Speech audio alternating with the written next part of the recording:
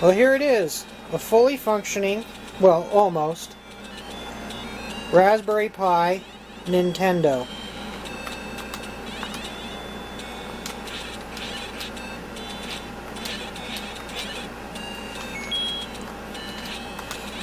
Since the last video, I've installed an amplifier and a speaker.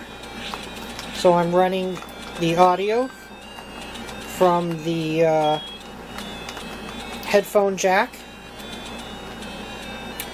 and I've installed a boost converter which boosts the 5 volts to 12 volts for the screen. The problem is that my batteries, although it has a 1 volt output and a 2 volt output, it can't run both of them at the same time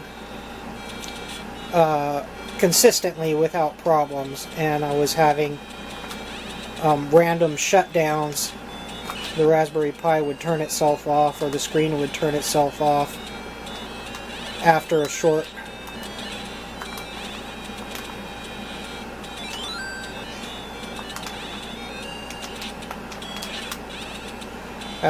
period of time. So I had to install a separate battery, and that separate battery needs to be hooked up to the power switch.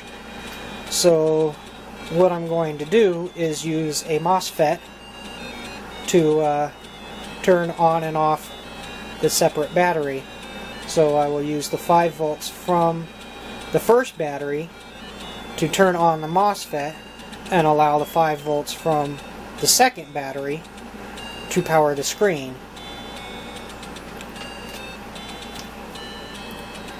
So let's get started.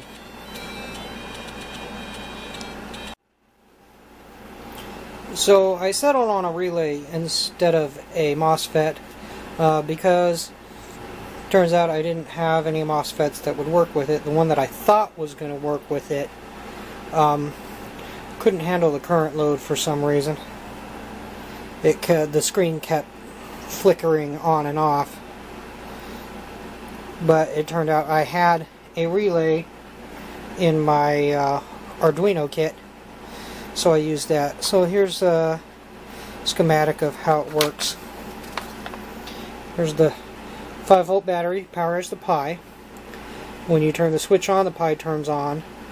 That allows 5 volts to go to the GPIO header, and that goes through the relay. This is not an accurate schematic of a relay. I couldn't recall exactly what it looked like, and I'm too lazy to kind of look it up for this purposes of this video. So the relay, this kind of relay has a magnet inside, an electromagnet, and when that electromagnet is energized, it pulls the gate closed here, or a switch closed, and that allows the 5 volts to go through to the boost converter, and the boost converter converts it up to 12 volts and powers the screen. So, in a demonstration, you turn on the power, and you see both the Pi and the screen turn on at the same time. And it boots up just like normal.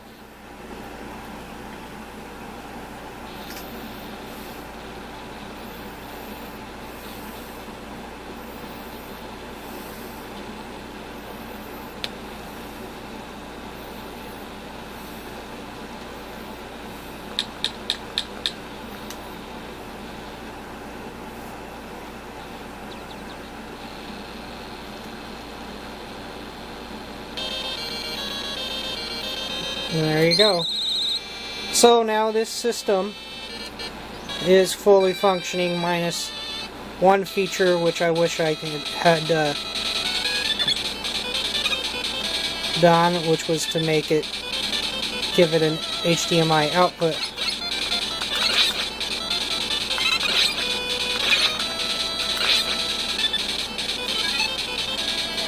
Maybe in the future I'll add that.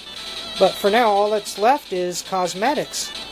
I need to make it so that the screen can hold itself up, and I need to put a top over here and install the fan to keep the Raspberry Pi cool.